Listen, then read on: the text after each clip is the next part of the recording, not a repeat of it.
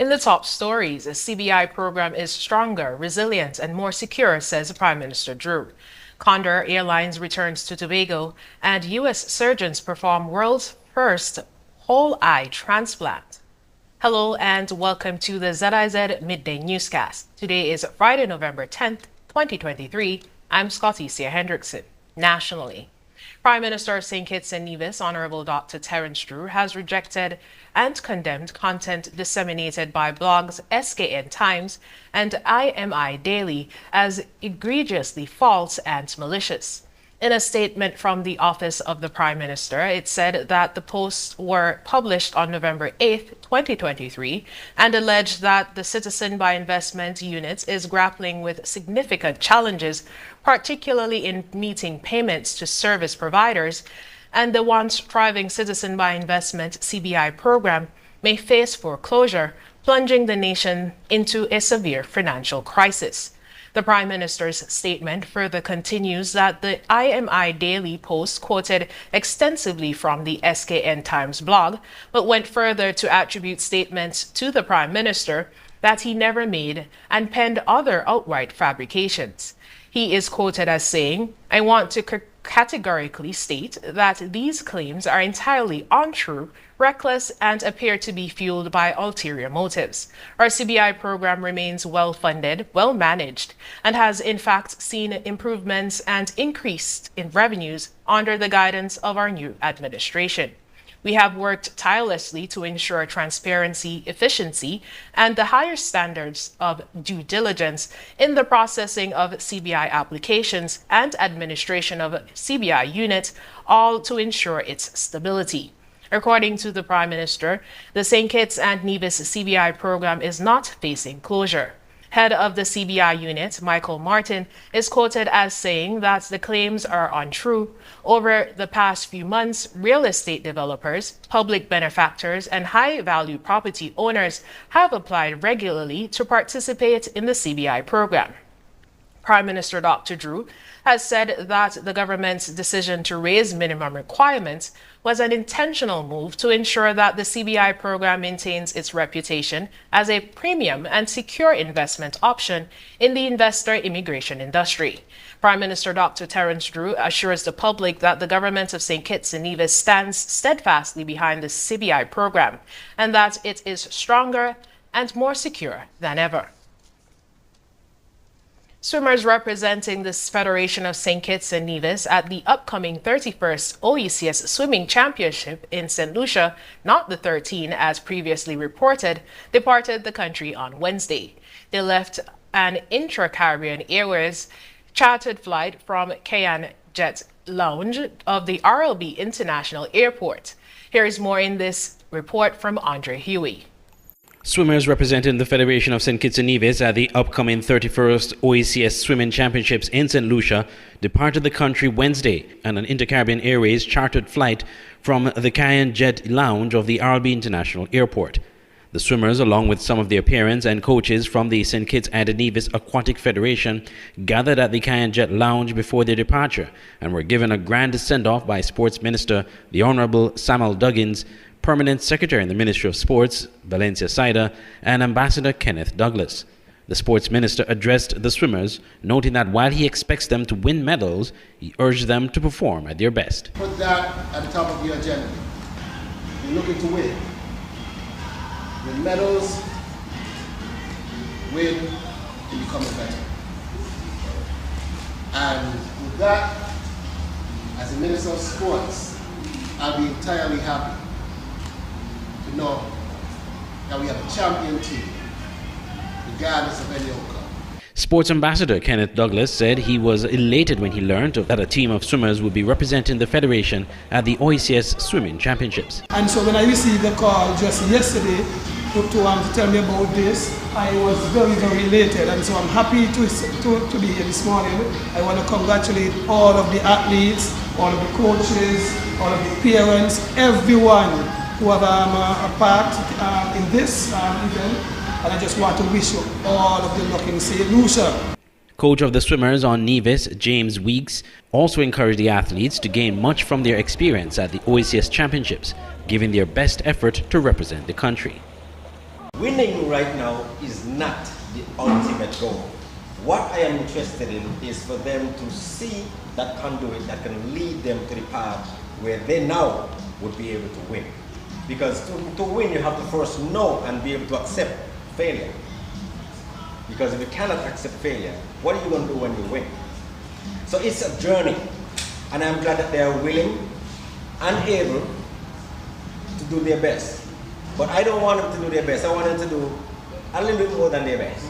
Days prior to their departure, President of the St. Kitts Nevis Aquatic Federation provided some insights into the team's preparation. And we're here this afternoon preparing for the upcoming OACS Championship. This is just part of the team. The other team is in Nevis, and they're doing the same thing. They're doing the training. We got training in the ocean, actually, on a 25-meter pool. But we're going to be doing the activities in freshwater, 25-meter pool in St. Lucia. This event is November 10th to the 13th. And so we are preparing our youngsters and our young girls for this event, and we're hoping that they will put their best foot out, because I believe when hard work meets opportunity, there is always success. And so we want to also thank Inter-Caribbean and our good friend in St. Martin, Terence, who has been a great help to us in getting the charter for us. We fly down on Wednesday 8th, returning on the 13th. And we just want to give them, some high notes of thanks and gratitude for really working with us, and assisting us and waiving certain fees and stuff like that. So we are happy for that our children can actually get this experience and this exposure on the regional stage. This is just a beginning for greater things to come. Also sponsoring the team is Mr. Uday Nayak, owner of Cayenne Jet, chairperson Richard Berridge, and the staff at Cayenne Jet. Cayenne Jet accommodated the traveling party before their departure. The 31st OACS Championships is scheduled for November 10th to the 12th. The 21-member team from St. Kitts and Nevis are competing in 6 categories. Girls 8 and under, Donissa Wilkinson and Edith Den. Boys 8 and under, George Beasley, Clyde J. Christmas, Gaj Leons, and Tiandrian Tross. In girls age 9 to 10, Relea Lewis and Marley McDaniel. In boys 9 to 10, Grayson Burrell, Valentino Esposito, Nahum Polias, and Saulo Saheli. Girls 11 to 12, Giselle Connor and Skylar Connor. Boys 11 to 12, Nazanu Shiverton, Ornery Pemberton, Austin Williams, and Justin Williams. Boys 13 to 14, Troy Nisbet. Boys 15 to 17, Jonathan Essien. And girls 18 and over, Jennifer Hardin Marlin. The St. Kitts Diabetes Association is preparing to make Bass their Sea of Blue the color of awareness for diabetes when they have their activities and much anticipated walk next week. Dr. Reginald O'Loughlin, the public relations officer, told ZIZ News the importance of diabetes awareness. We bring it down to our own little St. Kitts. We are of the opinion that we would be exceeding 3,000 persons living with diabetes in St. Kitts, and that's a significant number. It's significant even in relation to other medical conditions. Whatever other medical conditions we focus our attention on, diabetes is one of the leaders when it comes to the numbers of persons being affected and afflicted. And our little duty as a non-governmental organization focused on supporting people with diabetes, that is to say, backing up, be they having an organization, a group of persons who they can call, who they can interact with and get information so that they can better prepare themselves for any potential complications. As a matter of fact, even avoid some of these dreadful complications which we hear about. Activities include a church service on Sunday, school visits, a health screening, and an annual walk next Saturday. Regionally, Condor Airlines has resumed direct airlift between Germany and Tobago for 2023-2024 winter season. Here's more. The Condor jet touched down at the ANR International Airport on Tuesday. Marketing officer at the Tobago Tourism Agency Limited, or TTAL, Pearl Henry, said she felt gratified as the agency was able to achieve this goal, though they lack resources. I'm excited, I'm elated, I'm relieved. I mean, to get this flight to Tobago, most persons don't know what happens behind the scene. It was a lot. You all know Condor had a lot of structural changes. So they were out of technical staff, lack of staff, they didn't have any pilots. So we were literally waiting on confirmation that we would have gotten the flight for winter. One visitor told us what kept her returning to the island for 30 years. No, I'm accustomed coming to Tobago for 30 years. What keeps you coming back? What do you love so much about Tobago? The island is so cute, so nice, so calm and laid back. You know, you have really time to relax and have a good time here. Another was happy to be reunited with a long-lost friend. I feel really nice because we didn't see each other for 25 years. That 25? Yeah, about 25. 20. Yes.